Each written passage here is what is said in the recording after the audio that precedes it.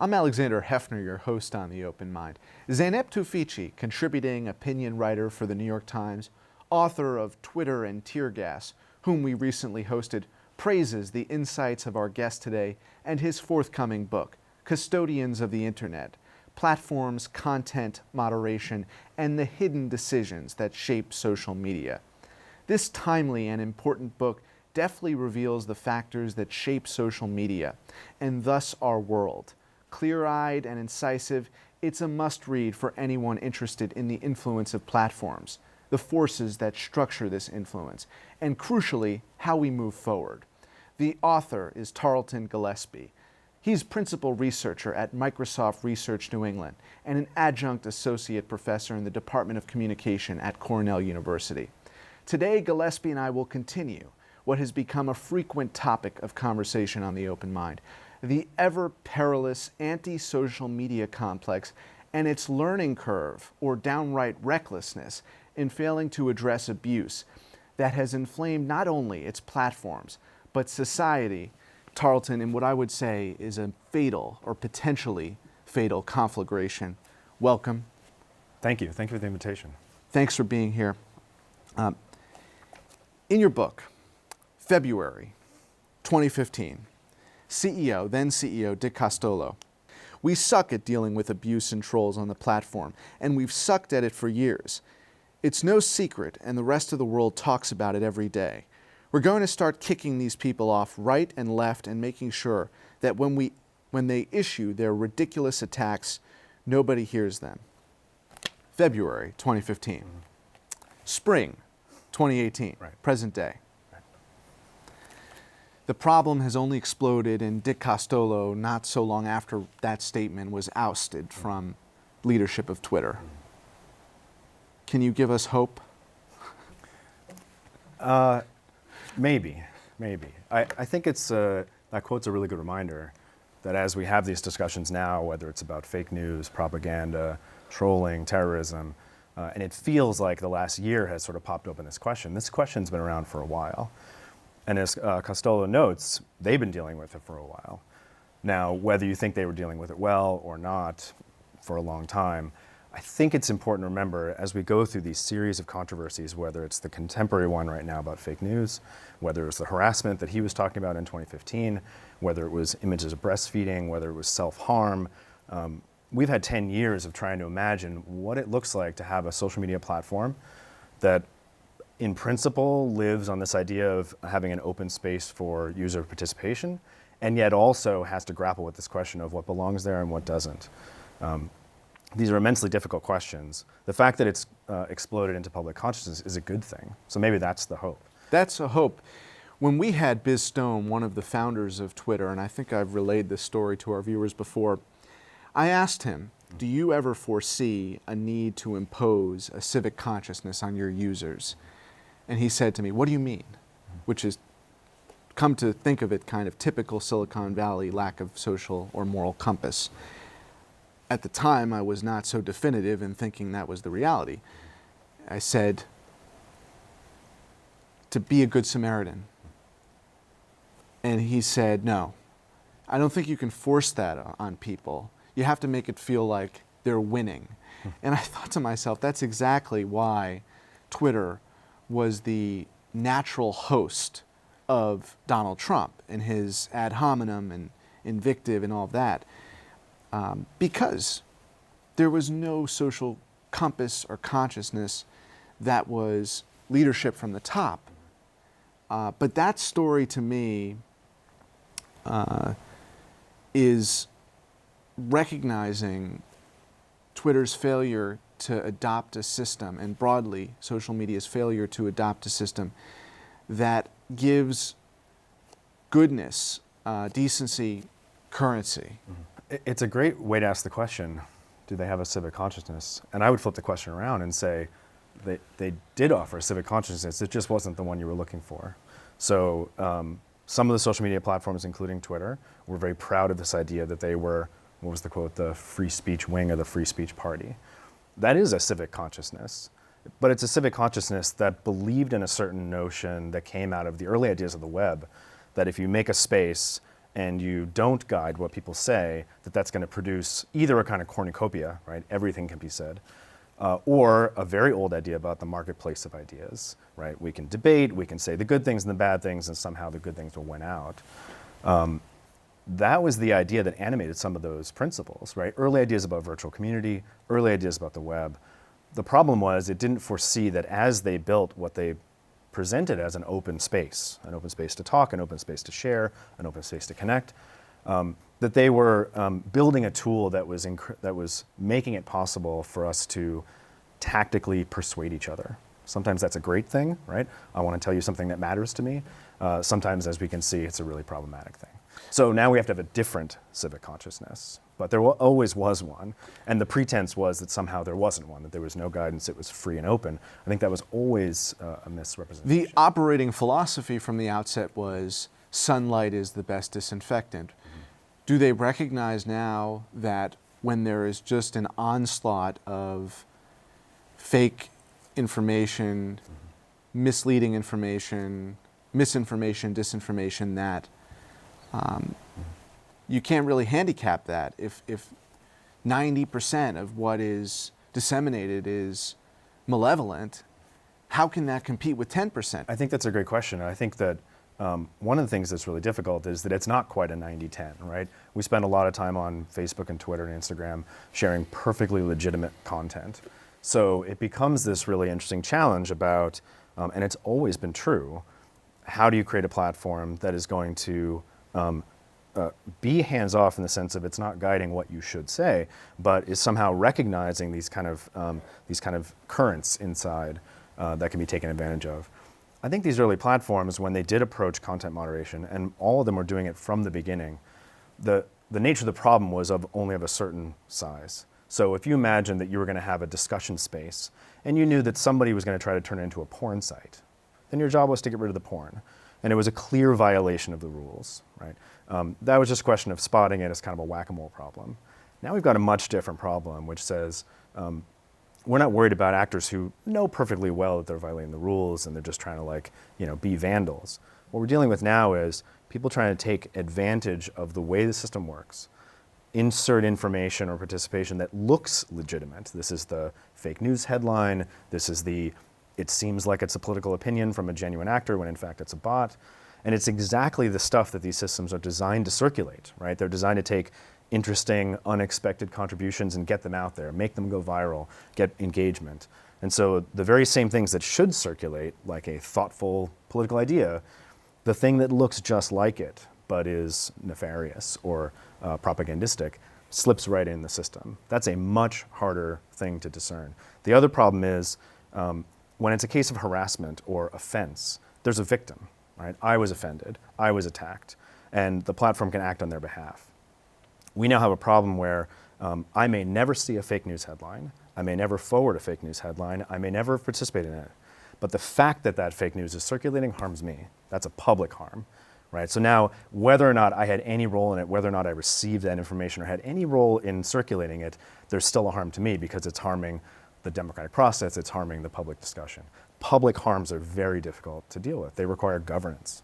Well, that's why the title of your book is brilliant, tragically, yes. Because they are custodians and not guardians. They're not guardians of the internet. We need guardians of the internet. Right. I like the word because I think that there was a very early interview I had with someone working at YouTube, and they said, we wish we could just sweep up and turn the lights off. So a custodian in the sense of there's just a management process that needs to happen. There's another definition of custodian, like a legal custodian.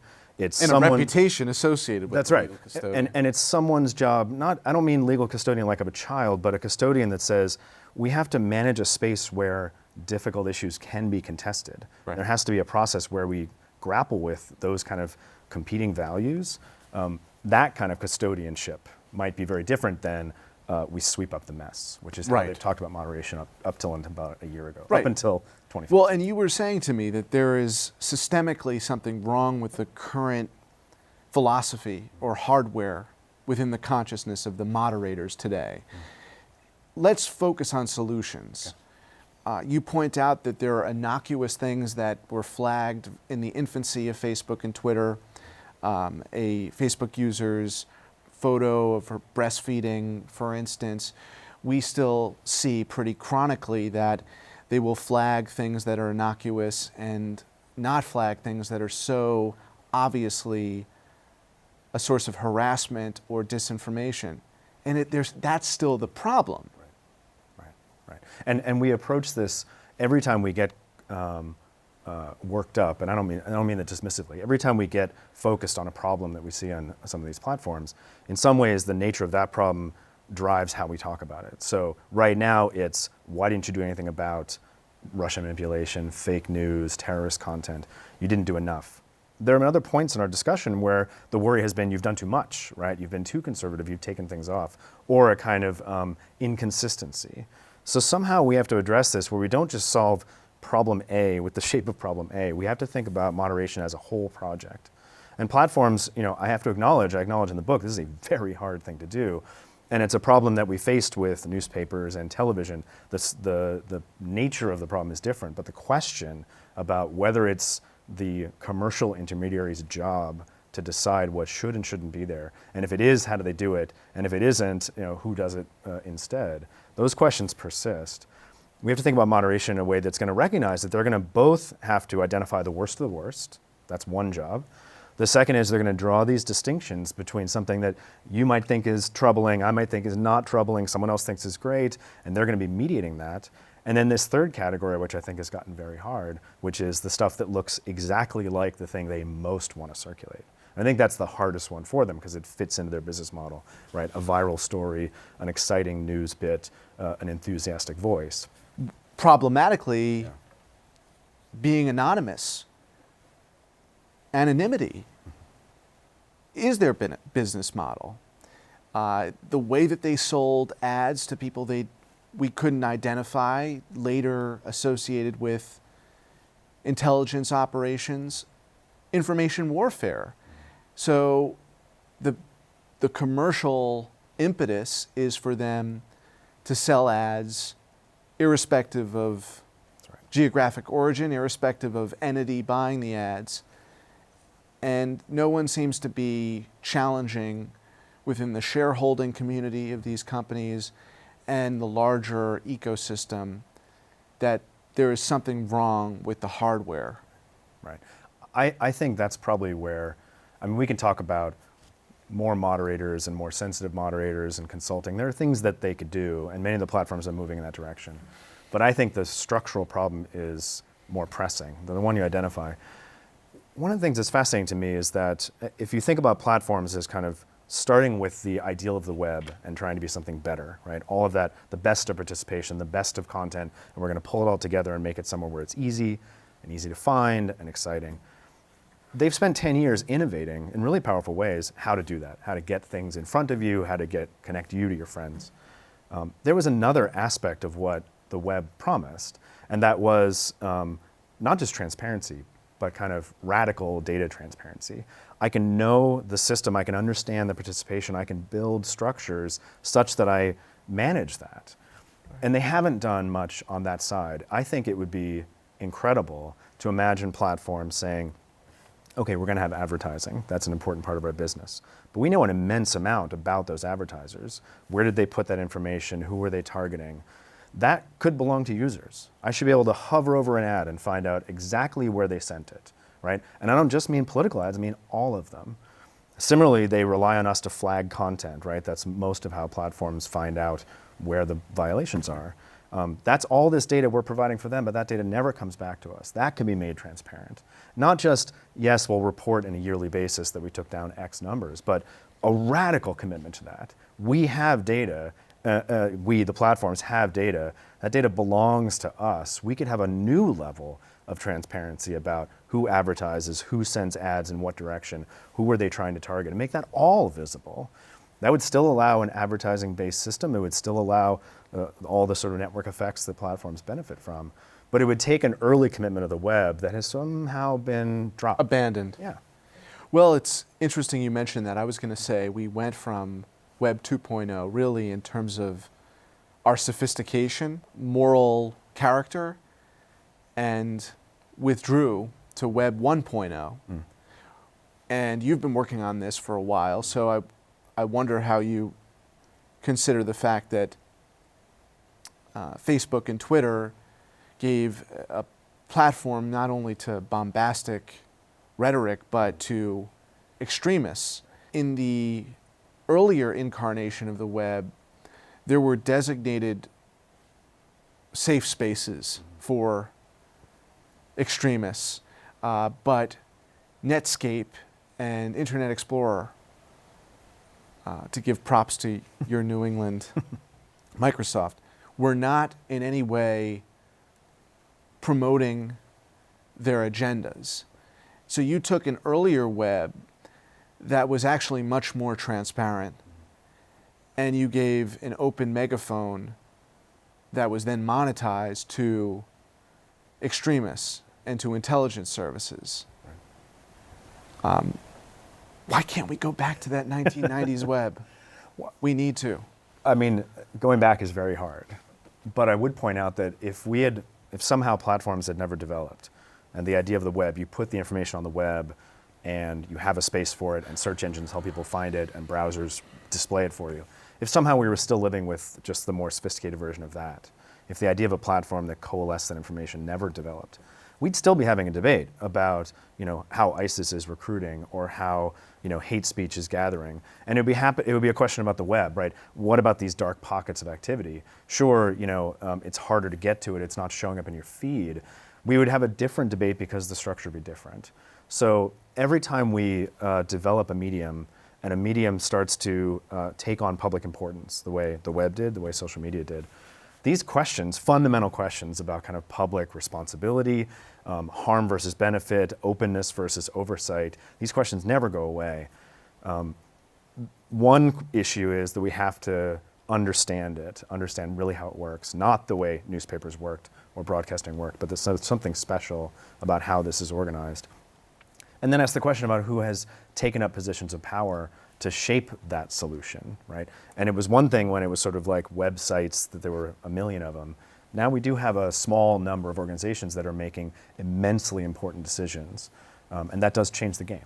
Ultimately, it's about these private companies supporting productive as opposed to counterproductive speech. Where practically speaking, can you make inroads? I think when you look historically at the early days of previous media, these questions take a long time. And I'm sure at the time they felt really potent. They felt like problems unanswered. Part of the process of grappling with these really tricky questions, how do I allow vibrant speech and also protect someone from terrorist recruiting? And when we've envisioned a system that said, we've just put a priority on anyone can contribute, which is very different than how do you get on television, how do you get in the newspapers, right? So we made this radical commitment to nearly everyone can speak, it's very easy, the barriers are very low, and in fact there are these platforms that help stuff circulate.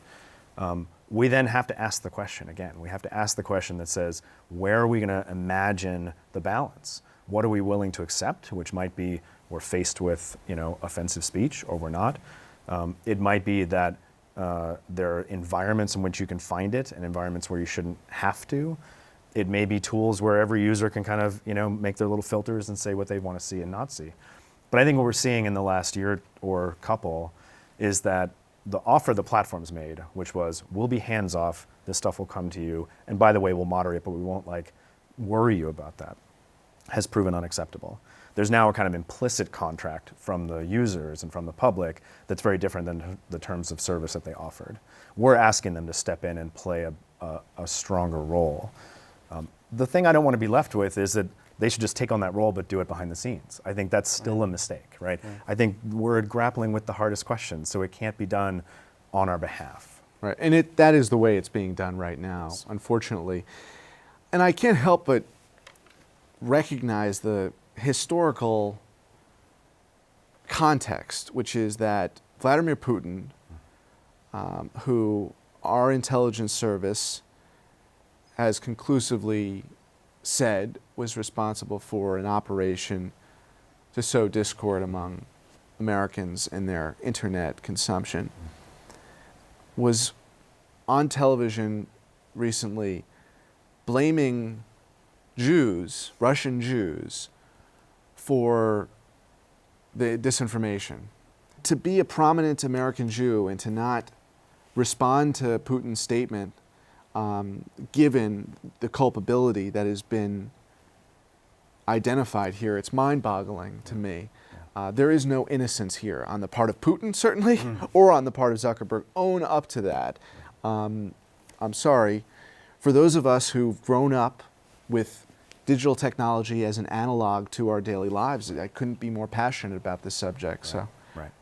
forgive me. No, I mean, I think that the right question is the question of responsibility. And that responsibility, sometimes it's a question about the platform itself, the CEO down. Sometimes it's a question of responsibility of manipulative actors who are taking advantage of that information environment. Sometimes it's a responsibility of all of us to recognize the system we've committed to. My focus has been on the platforms in part because I think that, I do think that the intentions have been good, but the recognition of the system that they built and what it facilitates has been slow in coming. Right. And if in the minutes we have remaining, we focused in large measure on Twitter, then we got to Facebook. Let's end with YouTube and Reddit specifically, which is one of the natural breeding grounds of conspiracy theories and some genuine information sharing and gathering. But Zeynep argues that the way that YouTube is designed, and I want you to tell us about Reddit too, but the way that YouTube is designed is that if you watch something that is legitimate, you're going to be fed illegitimate, even if what you're watching is something that is legitimate. Right. The thing that when I make these points about this being a long issue, that we've always grappled with the kind of responsibility for moderation question. Every time we have a new medium that works a different way, and I mean like technically works a different way, economically works a different way, it's kind of structured a different way, then the way the problem comes up is different. So the thing that Zeynep is pointing to, I think absolutely correctly, is that many of these platforms have designed algorithms that are eager to serve you up the next thing to watch, the next post to read, the next photo to look at. That is a fundamental part of their offer. And in a way, when we say content moderation, we should mean not just deleting posts and kicking people off, but also this kind of algorithmic selection process, which does moderate for me. I may never see your post, it was there, but if I didn't see it, that was a subtle selection process. If those tools are built to privilege engagement, and that's in some ways a code word, right? From the business side, are you on there? Are you clicking? Are you spending more time than ever? That's interesting for advertisers and data collection.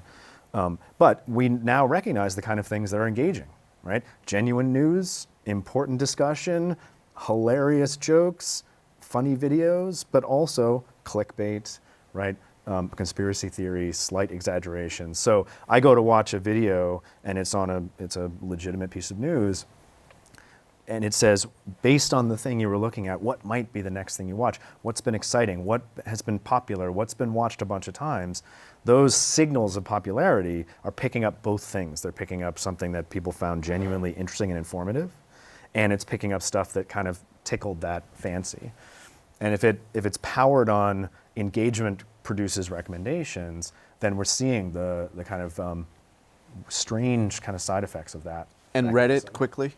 Reddit, I mean, so each of these platforms has a slightly different solution. Reddit handed a lot of moderation to the people who administer each group.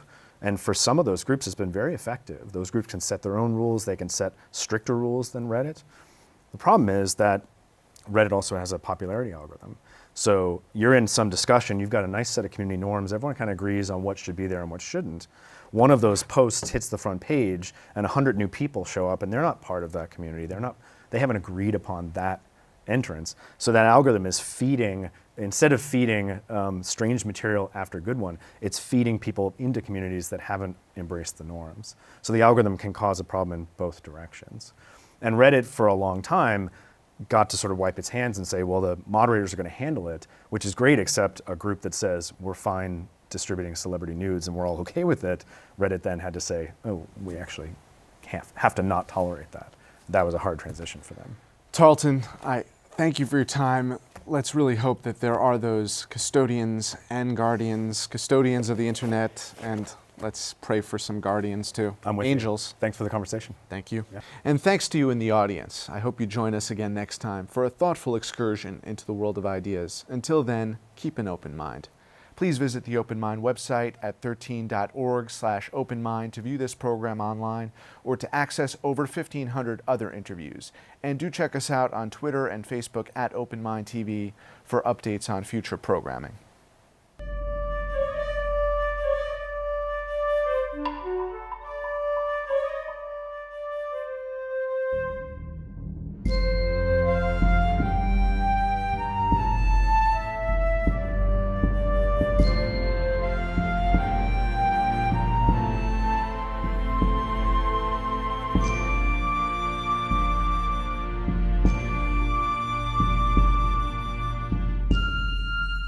Continuing production of The Open Mind has been made possible by grants from Ann Olnick, Joan Gans Cooney, the Engelson Family Foundation, Alfred P. Sloan Foundation, the John S. and James L. Knight Foundation, Joanne and Kenneth Wellner Foundation, and to the corporate community Mutual of America.